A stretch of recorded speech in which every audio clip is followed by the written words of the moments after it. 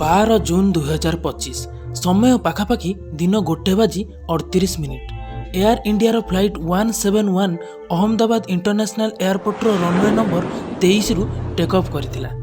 Take off କରିବାର କିଛି second ପରେ ଫ୍ଲାଇଟ୍ର ପାଇଲଟ ଅଚାନକ ଏମର୍ଜେନ୍ସି ମେଡେ କଲ୍ କରିଥିଲେ। ଠିକ୍ ପର ମୁହୂର୍ତ୍ତରେ ଅଚାନକ ଫ୍ଲାଇଟ୍ଟି ଉପରକୁ ଉଡ଼ିବା ବଦଳରେ ତଳକୁ ଖସିବାକୁ ଲାଗିଲା। ପାଖାପାଖି 1:40ରେ ଫ୍ଲାଇଟ୍ଟି ଏୟାରପୋର୍ଟ ପାଖରେ ଥିବା ରେସିଡେନ୍ସିଆଲ ଇଲାକାରେ ଯାଇ କ୍ରାସ୍ କରିଲା। ଆଉ ଆକାଶଟା ପୁରା ଧୂଆଁମୟ ହୋଇଗଲା। ଫ୍ଲାଇଟ୍ରେ ଟୋଟାଲ 242 ଜଣ ଲୋକ ଥିଲେ। ସେମାନଙ୍କ ଭିତରୁ ଜଣେ ଲୋକକୁ ଛାଡ଼ିଦେଲେ ଆଉ ବାକି 241 ଜଣ ଲୋକଙ୍କର ମୃତ୍ୟୁ ହୋଇଗଲା। ରମେଶ ଏଥିପାଇଁ ବଞ୍ଚିଗଲେ କି ସେ ବହୁତ ଭାଗ୍ୟବାନ ଥିଲେ ସେଦିନ ପାଇଁ ଏବଂ 11A ସିଟ୍ରେ ବସିଥିଲେ। ଫ୍ଲାଇଟ୍ ଯେତେବେଳେ କ୍ରାସ୍ ହେଲା ପାଖରେ ଥିବା କବାଟଟା ଭାଙ୍ଗିକି ଅଲଗା ହେଇଗଲା। ଠିକ୍ ସେତିକି ବେଳେ ସେ ନିଜର ସିଟ୍ ବେଲ୍ଟ ଖୋଲିକି ବାହାରକୁ ଡେଇଁ ପଡ଼ିଥିଲେ। ଆଉ ଏହା କୌଣସି ମାମୁଲି ଫ୍ଲାଇଟ୍ ନଥିଲା, ଇଏ ଥିଲା ବୋଇଂ 787 ଡ୍ରିମ୍ ଲାଇନର। ଦୁନିଆର ସବୁଠାରୁ ମଡର୍ଣ୍ଣ ଏବଂ ସେଫ୍ କୁହାଯାଉଥିବା ଏୟାରକ୍ରାଫ୍ଟରୁ ଇଏ ଗୋଟିଏ ଫ୍ଲାଇଟ୍ ଥିଲା। ହେଲେ ଏମିତି କ'ଣ ହେଲା ଯେ ଫ୍ଲାଇଟ୍ ଟେକ୍ ଅଫ୍ କରିବାର କିଛି ସେକେଣ୍ଡ ପରେ କ୍ରାସ୍ ହୋଇଗଲା? ଚାଲନ୍ତୁ ଡିଟେଲ୍ସରେ ସବୁ କିଛି ଜାଣିବା। ଓନ୍ ଇନକ୍ୱାରୀର ଆଉ ଗୋଟେ ଭିଡ଼ିଓକୁ ଆପଣମାନଙ୍କୁ ସ୍ୱାଗତ।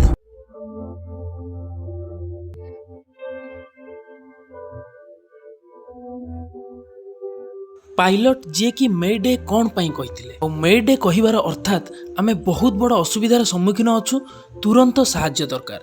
ଆଉ ଏହା ଇଣ୍ଟରନ୍ୟାସନାଲ ଡିଷ୍ଟ୍ରେସ୍ ସିଗ୍ନାଲ ଅଟେ। ଏହାକୁ ରେଡ଼ିଓରେ 3 ଥର କୁହାଯାଇଥାଏ, ମେଡେ ମେଡେ ମେଡେ। ଆଉ ମେଡେ ହିଁ କ'ଣ ପାଇଁ କୁହାଯାଇଥାଏ? ମେଡେ ଶବ୍ଦଟି ଫ୍ରେଞ୍ଚ ଭାଷାରୁ ଆସିଅଛି, ଯାହାର ମାନେ ମୋତେ ତୁରନ୍ତ ସାହାଯ୍ୟ କରନ୍ତୁ ଏବଂ ଏହା ସାଧାରଣତଃ ଫ୍ଲାଇଟ୍ ଏବଂ ସିପ୍ରେ ଇମର୍ଜେନ୍ସି ଟାଇମ୍ରେ କୁହାଯାଇଥାଏ। ସବୁଠାରୁ ପ୍ରଥମ ପ୍ରଶ୍ନ, ଟେକ୍ ଅଫ୍ କରିବାର ମାତ୍ର 2 ମିନିଟ୍ ପରେ ଫ୍ଲାଇଟ୍ କିପରି କ୍ରାସ୍ କରିପାରେ? କହିବାକୁ ଗଲେ ଯେକୌଣସି ଏୟାରକ୍ରାଫ୍ଟ ପାଇଁ ଟେକ୍ ଅଫ୍ ଏବଂ ଲ୍ୟାଣ୍ଡିଂ ଜୋନ୍ ସବୁଠାରୁ ଡେଞ୍ଜରିୟସ୍ ହୋଇଥାଏ। ଆଉ ଏହାରି ଭିତରେ ଅଧିକାଂଶ ସମୟରେ ଏହି 3ଟି ବଡ଼ ବଡ଼ ବିପଦକୁ ସାମ୍ନା କରିବାକୁ ପଡ଼ିଥାଏ।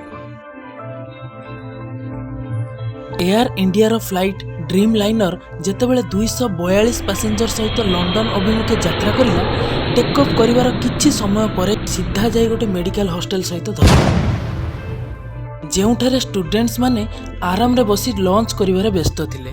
ରିପୋର୍ଟସ୍ ଆଧାରରେ କହିବାକୁ ଗଲେ ଏହି ଦୁର୍ଘଟଣାରେ 294 ଜଣ ମରିଥିବାର ଖବର ସାମ୍ନାକୁ ଆସିଛି, ଯେଉଁଥିରେ ହଷ୍ଟେଲରେ ଥିବା କିଛି ପିଲା ବି ପ୍ରାଣ ହରାଇଛନ୍ତି। ଏହି କ୍ରାସ୍ରେ ଆଉ ଗୋଟେ କାରଣ ପାଇଁ ମଧ୍ୟ ଏହି ଦୁର୍ଘଟଣା 2 ଗୁଣା ଭୟଙ୍କର ହୋଇଯାଇଥିଲା। ପ୍ଲେନ୍ରେ ଭରି ହୋଇ ରହିଥିବା ଫୁଏଲ ଟ୍ୟାଙ୍କ, କାହିଁକିନା ଫ୍ଲାଇଟ୍କୁ ଯିବାର ଥିଲା ଲଣ୍ଡନ, ଯାହାର ଦୂରତା ପାଖାପାଖି 6700 କିଲୋମିଟରରୁ ବି ଅଧିକା ହେବ। ଆଉ ଠିକ୍ ସେଥିପାଇଁ ଫ୍ଲାଇଟ୍ରେ ପାଖାପାଖି 1,20,000 ଲିଟର ଫୁଏଲ ଭରା ଯାଇଥିଲା। ଆଉ ଯେତେବେଳେ ଏହି ଏୟାରକ୍ରାଫ୍ଟ ସିଧା ଯାଇ ହଷ୍ଟେଲରେ ପିଟି ହୋଇଥିଲା, ଆଉ ସେହି ମ୍ୟାକ୍ସିମମ୍ ଫୁଏଲ ପାଇଁ ପୁରା ବିଲ୍ଡିଂ ନିଆଁ ପିଣ୍ଡୁଳାରେ ପରିଣତ ହୋଇଯାଇଥିଲା ଏବଂ ଫାୟାର ବ୍ରିଗେଡ୍ ମାନଙ୍କୁ ବି ଏହି ନିଆଁକୁ କଣ୍ଟ୍ରୋଲ କରିବା ପାଇଁ ବହୁତ କଷ୍ଟ କରିବାକୁ ପଡ଼ିଥିଲା। କାହିଁକିନା ଏତେ ଅଧିକ ଫୁଏଲ ପାଇଁ ଯେଉଁ ନିଆଁ ଲାଗିଥିଲା, ଚାରିଆଡ଼େ ଫ୍ଲାଇଟ୍ର ଜଳୁଥିବା ଲୁହା ଖଣ୍ଡ ଦେଖିବାକୁ ମିଳିଥିଲା। ଏହି ଫ୍ଲାଇଟ୍ ଅହମ୍ମଦାବାଦରୁ ଲଣ୍ଡନ ଯାଉଥିଲା, ଯେଉଁଥିରେ 230 ଯାତ୍ରୀ ସହିତ 12 ଜଣ କ୍ରିଉ ମେମ୍ବର ଉପସ୍ଥିତ ଥିଲେ। 169 ଜଣ ଇଣ୍ଡିଆନ୍ ଥିଲେ, 53 ଜଣ ବ୍ରିଟିଶ ନ୍ୟାସନାଲ ଥିଲେ, ପର୍ତ୍ତୁଗୀଜରୁ 7 ଜଣ ଏବଂ କାନାଡାରୁ ଜଣେ ପାସେଞ୍ଜର ଏବଂ ତାଙ୍କ ସହିତ 11 ଜଣ ଛୋଟ ପିଲା ଥିଲେ। ଏବଂ କମାଣ୍ଡ ଲାଇନ୍ରେ ଥିଲେ କ୍ୟାପ୍ଟେନ୍ ସୁମିତ ସବରୱାଲ ଏବଂ ଫର୍ଷ୍ଟ ଅଫିସର କ୍ଲାଇଭ୍ କୁନ୍ଦାର। ଏହି 2 ଜଣ ଖୁବ୍ ଏକ୍ସପିରିଏନ୍ସଡ ପାଇଲଟ ଥିଲେ। କିନ୍ତୁ ଆଶ୍ଚର୍ଯ୍ୟର କଥା ଏହିକି ଯେ ଏତେ ବଡ଼ ଭୟଙ୍କର ଦୁର୍ଘଟଣାରେ ଗୋଟିଏ ଜୀବନ ସୁରକ୍ଷିତ ଭାବେ ବଞ୍ଚି ଯାଇଥିଲା। ଏମର୍ଜେନ୍ସି ଏକ୍ଜିଟ୍ ପାଖରେ ସିଟ୍ ନମ୍ବର 11Aରେ ବସିଥିଲେ ରମେଶ ବିଶ୍ୱାସ କୁମାର। ସେ ମିଡ଼ିଆକୁ କହିଲେ କି ଗୋଟେ ଜୋରଦାର ଧମାକା ହୋଇଥିଲା ଏବଂ ତାପରେ କିଛି ସେକେଣ୍ଡ ଭିତରେ ସବୁକିଛି ଧୂଆଁ ଧୂଆଁ ଦେଖାଗଲା ଏବଂ ତାପରେ କେହି ଜଣେ ମୋତେ ଆମ୍ବୁଲାନ୍ସରେ ବସେଇଦେଲା। କିନ୍ତୁ ତାଙ୍କ ଭାଇ ଅଜୟ, ଯିଏକି ତାଙ୍କ ସହିତ ଯାତ୍ରା କରୁଥିଲେ, ଏବେ ଯାଏ ମଧ୍ୟ ତାଙ୍କ ପତ୍ତା ମିଳିନାହିଁ। ଏହି ଏୟାରକ୍ରାଫ୍ଟଟି 11 ବର୍ଷ ପୁରୁଣା ଥିଲା ଏବଂ ଏଭିଏସନ୍ ଦୁନିଆରେ ଏହି ମଡେଲର ରେପୁଟେସନ୍ ବହୁତ ଭଲ ଥିଲା।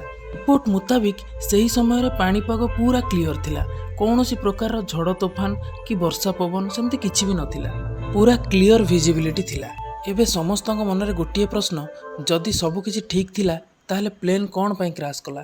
କିଛି ରିପୋର୍ଟସ୍ ମୁତାବିକ ଫ୍ଲାଇଟ୍ ଟେକ୍ ଅଫ୍ କରିବା ପରେ ପରେ ଜଲ୍ଦି ହାଇଟ୍ କେୟାର କରିପାରିଲା ନାହିଁ।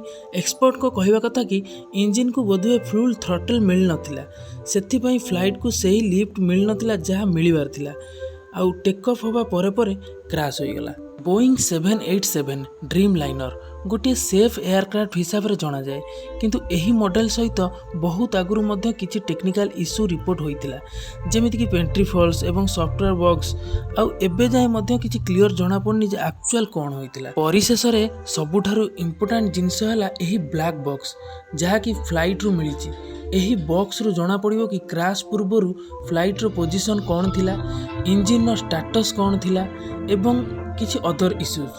ଆପଣଙ୍କୁ କ'ଣ ଲାଗୁଛି କମେଣ୍ଟ ମାଧ୍ୟମରେ ଜଣାନ୍ତୁ। ଯଦି ଭିଡ଼ିଓଟି ଇନଫର୍ମେଟିଭ୍ ଲାଗିଥାଏ ତାହେଲେ ଚ୍ୟାନେଲକୁ ସବସ୍କ୍ରାଇବ୍ କରନ୍ତୁ। ରହିଲି, ନମସ୍କାର, ଜୟ ଜଗନ୍ନାଥ।